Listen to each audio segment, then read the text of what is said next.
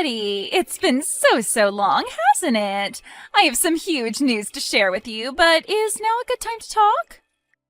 No, it is never a good time to talk with you, Angela. You know, I still get angry even just having to be reminded that you exist, so if you don't mind, I'd really rather not have this conversation at all. Wait, what? Now hold on for just 1 second there. I mean, you haven't heard from me in years, and this is the way that you choose to greet me?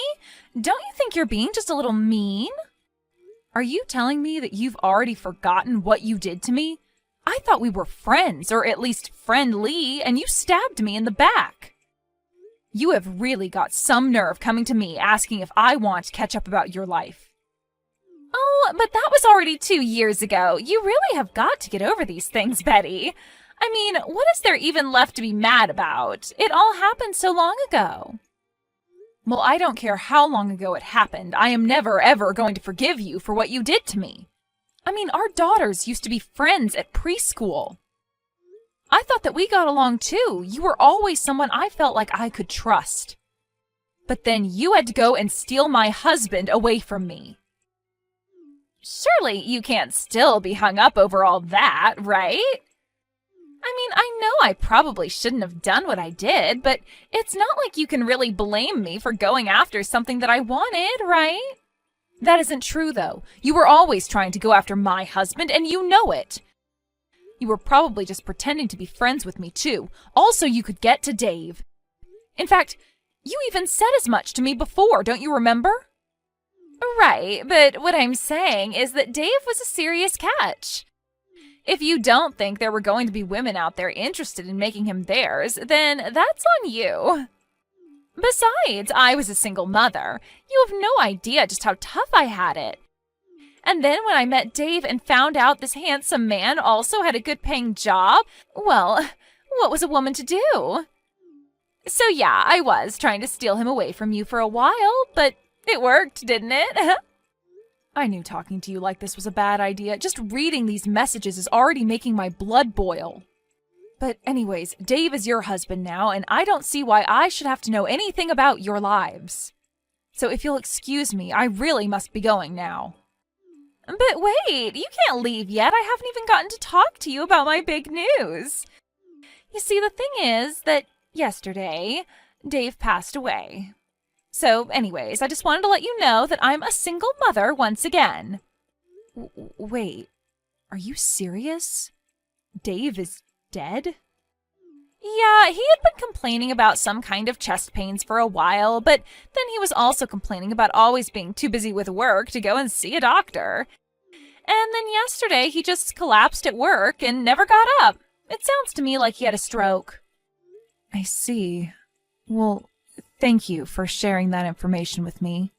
I really had no idea that Dave was gone. I guess this means that I'll have to break the news to little Julia then.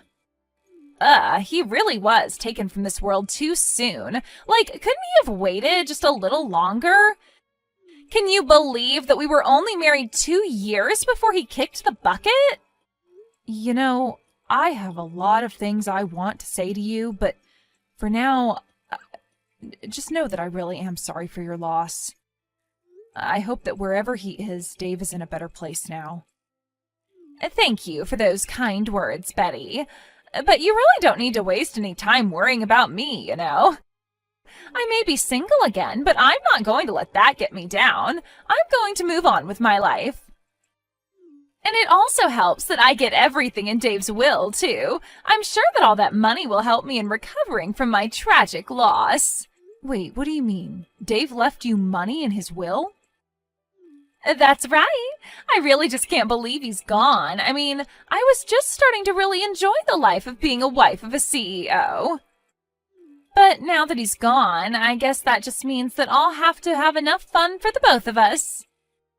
Well, I'll try and avoid speaking ill of the dead. But if you have to give him credit for anything, Dave knew how to run a business. Not only that, but he was never once late with a child support payment, but I guess he must have also set something aside for you as well. Oh yes, he did. And I was going to take that money, go to South Korea, and get plastic surgery. Then I'm going to be the hottest widow on the market, and it is going to make finding a new man to sweep me off my feet that much easier. Oh man, maybe things will finally go well for me. Wait a second, Angela. Don't you think that you're being just a little disrespectful right now? What are you talking about? In what way am I being disrespectful? Well, I mean that you're bragging about the money you're going to inherit from Dave, and not only that, but you said you were going to use it to find a new husband. Don't you think there should be a longer mourning period or something for him? I don't really see how the amount of time I spent mourning is going to make any other man want me more. If anything, it'll just make me look like some depressed widow who is too sad to remarry, and I really don't think that's what Dave would have wanted for me. I'm not saying that you don't deserve to be happy in your life, but the funeral hasn't even happened yet, right? Should you really even be thinking about the inheritance this early after he's gone? I knew it! I knew that you were just jealous of how much money I was going to be getting, but anyways, now you know what's happening.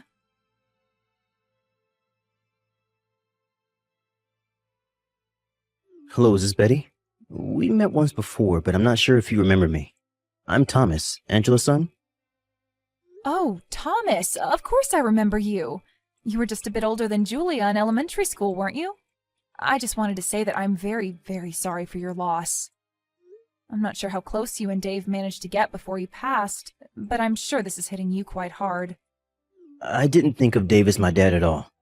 In fact, to me, he was always just Julia's dad that my mom managed to steal from your family. But I could never live with the feeling of stealing Julia's dad. Thomas, I had no idea that you felt this way about the whole situation. Well, I actually am messaging you today because I have a few things that I want to talk to you about. For example, do you know how to have a funeral? I've tried looking up things online, but I feel like it just made me more confused than anything else. Wait, what? Why on earth are you looking up something like that? Well, my mom said that she didn't have time to deal with Dave's funeral, so she told me to handle it all. So I guess that means that I'm in charge of organizing it and stuff. You have got to be kidding me. Did your mom really say that? Yeah, I mean, my mom is back to being a single mother. We don't really talk to any of our relatives. Especially not after she had her affair with Dave. That was the last straw for a lot of people. But anyways, that's bad for me because it means that I don't have anyone to ask. But wait a minute. Where is your mom right now, Thomas? I mean, why in the world would she leave arranging the entire funeral up to you? Well, my mom is actually out of the country on vacation right now. She told me that she just found out that the check for Dave's money just cleared and that she was off to spend it. She's away on a vacation right now? So not only is she not going to be at Dave's funeral, but the reason she won't is because she's traveling? Betty, I just want you to know how sorry I am that you've had to deal with my mom's antics. I really am always trying to stop her from acting this way, but anytime I say anything to her, it's like talking to a brick wall. She doesn't listen to anything I have to say. And this morning when I woke up, she was gone. Thomas, please, you do not have to apologize to me for what your mom does. In fact, I'm glad that you reached out to talk to me about all of this. I'm very proud of how maturely you've been acting about all this. As for the funeral, that isn't something a child should have to plan. You can leave it all to me. You mean it? You really want to help plan your ex-husband's funeral? Even after he left you and Julia for my mom? I don't know what to say. All this time I thought that I should have had to plan the funeral as a kind of punishment. You don't deserve to be punished for anything, Thomas. You haven't done anything wrong. You're a very sweet and kind boy, but this is something the grown-ups should have to deal with. But what I want to know is, if your mom is away on her trip, are you okay? Do you have enough food in the house for yourself? Kind of. I've been eating a lot of frozen meals that I'm getting from the store, but I'm pretty used to it after all this time. All this time? What do you mean by that, Thomas? Well, I just mean that my mom never cooks for me to begin with, so ever since I was little, I've always been eating prepared stuff from the store. But when my mom married Dave, she told him to give me more money to buy food, so I was actually given a budget of about $20 a meal. And Dave really had no problem with you never eating a home-cooked meal at all? I don't know whether or not he minded, but he was always too busy with work to do anything. I mean, we would eat out together at restaurants from time to time, but that was it, really. So neither Dave nor your mom ever cooked a meal for you themselves? I don't get it. Don't they understand how important this time of your life is for growth? Thomas, I want you to come over to my house right away. You are welcome to stay here until all the funeral business is done with. Wait, what? You can't really be serious about that, right? Of course I'm serious. Besides, Julia is always talking about wanting to see you. She hasn't seen you since Angela and Dave got married and you transferred schools. I think it's been at least 10 years since you last saw each other. But there's no way that I could ever face your daughter in person. I mean, my mom was the person who stole her father away from her mother. I'm the son of the woman who completely ruined her family. But you didn't do anything, and you can't blame yourself for this. This is all on your mom, and you shouldn't feel any responsibility for it at all. Now please, come over here and enjoy some real food. Honestly, someone your age shouldn't be having to deal with all of this. It's just tragic. Betty, thank you so much. Of course, but I just wonder if you haven't already forgotten where I live. Anyways, I'll think of something special to cook for dinner tonight, so you hurry on over here.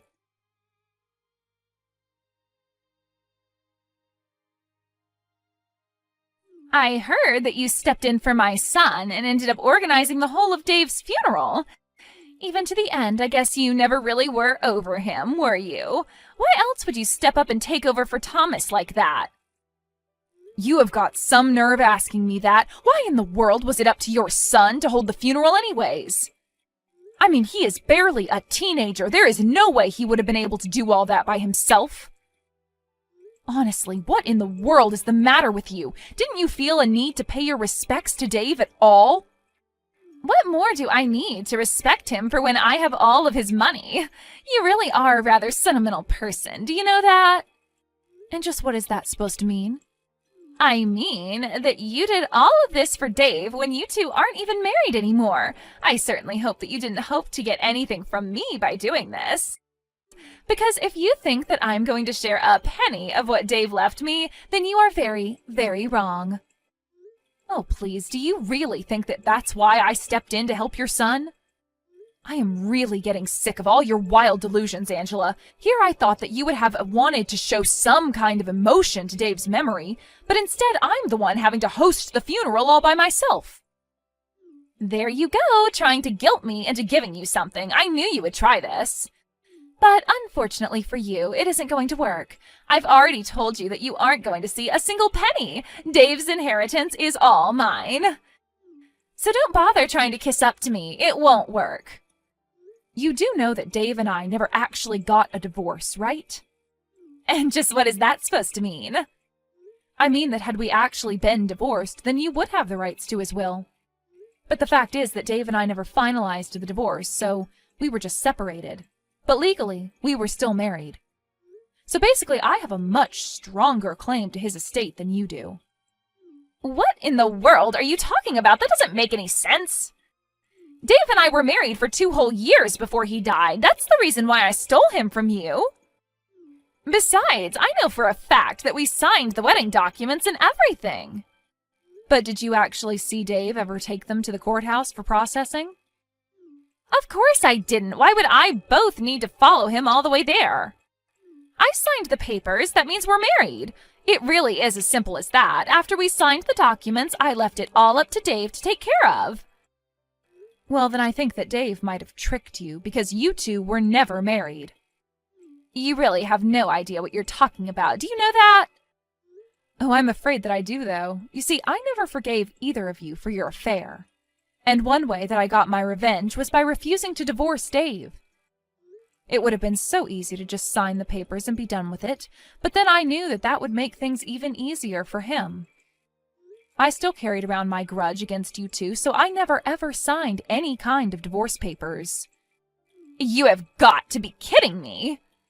I am not at all, and Dave knew he had no choice but to go along with it, since I could have taken away his visiting rights to see our daughter. I told him that if he and I get divorced, that he would never ever see his daughter again. You did what? But this doesn't make any sense. This is the first I'm hearing of any of this.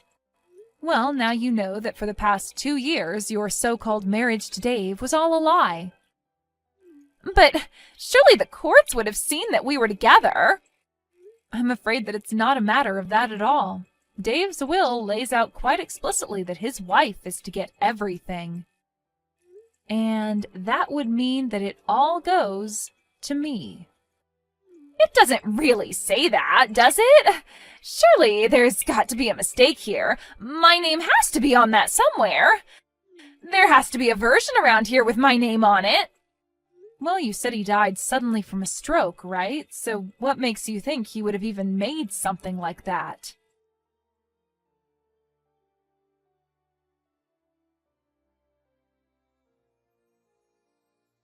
I found Dave's will, and just as I thought, I am going to get a huge amount of money.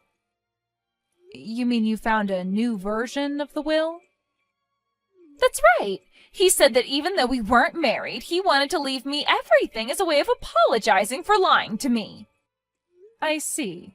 Well, if the document is really real, then you have to go and get it notarized. That way it can be used legally, otherwise it would just look like you were trying to pass off a fake document as the real one. And that is a very serious crime. Wait, hold on, is that really true? You mean I can't just show them this document that I found this morning? But then, you have to at least give me something. Ah, so you mean you did forge that document? Please, I have a child. I need Dave's money to take care of him. Oh, don't worry about me, Mom. Betty already said that she was going to pay for my college. I'm glad that you got back home from your trip there. Betty was so worried about me when she heard that you were gone. She took me in for a few days. Wait a second. Is this Thomas? What are you talking about? You're with Betty right now, and what do you mean she's going to pay for your schooling? I mean that she is going to be more of a mother to me than you ever were. She already has been in just the short time that I've been here. We've been talking, and she told me that if I managed to get into a college, that she would pay for all 4 years of my tuition. But that isn't fair! What do I get there? I don't care what you get, Mom. I was talking with Julia, and she was so excited that we're going to go to college together. Thomas, you can't trust someone like Betty. She's going to charge you interest. She's going to try and trap you with debt. No. She said she was going to do all this for free. Betty told me I won't owe her a penny, ever. And so, I really don't need or want you in my life anymore, Mom. I think I'm old enough to take care of myself. After all, I've been doing it already for years now. How dare you talk to your mother that way? What is the matter with you? Is that really the last thing you wanted to say to me as my mom? No, wait, don't go. I'm sorry. Please, you have to talk to Betty and convince her to share some of that money with me. I need it. I see. Well, if that's all you need me for, I think I'm going to be going now. Have a nice life, Mom. Don't reach out to talk to me ever again. Wait, no, Thomas, come back. Please, you can't just leave me like this. I'm your mother. Can't you see that I really need help right now? Please, you have to come back. Thomas!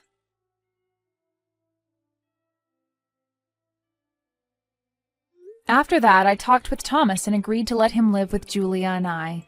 He really is a brilliant kid, and he excelled in all of his classes. By the time he finished school, he was valedictorian and even gave a speech to all of his classmates. Julia and I support him through the college application process. By the time he heard back from all the schools he applied to, he had 5 different full-ride offers to choose from. I continued to get harassing messages from Angela begging for money. She even hired a lawyer and tried to sue me. But she quickly burned through what little money she had left doing that, and it got her nowhere. Now that Thomas is in school, he tells me that he swears to pay me back one day. And I tell him that he has nothing to worry about at all.